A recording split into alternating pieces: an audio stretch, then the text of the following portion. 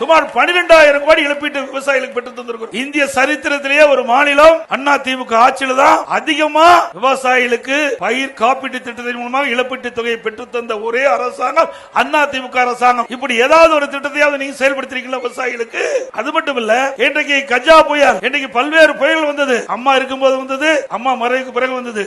அப்படி புயலால் பாதிக்கப்பட்ட அந்த விவசாயிகள் பயிரிட்ட பயிர்கள், அது எந்த பயிராலும் சரி, பருத்தியா இருந்தாலும் சரி, நெல்லா இருந்தாலும் சரி, கரும்பா இருந்தாலும் சரி, ஆக என்ன விவசாயிகள் பயிரிட்டுறாங்களோ அந்த பயிருக்கு ஏற்றவாறு நிவாரண தொகையை அனைத்து இந்திய அண்ணா திராவிட முன்னேற்ற கழக அரசு முறையாக கொடுத்தது. நீங்க பாத்தீங்கன்னா ஒரு விவசாயிக்கு 2.5 ஏக்கர் அளவுக்கு தான் அந்த நிவாரண தொகை வழங்க முடியும். ஆனா அனைத்து இந்திய அண்ணா திராவிட முன்னேற்ற கழக ஆட்சியில விவசாயிகள் எவ்வளவு நிலம் இருந்தாலும், எவ்வளவு சேதமடைந்தாலும் சேதத்தை கணக்கிட்டு ஏக்கர் கணக்கத்தை கணக்கிடாமல் முழு நிவாரண தொகையும் வழங்கிய ஒரே அரசாங்கம் அதிமுக அரசாங்கம்.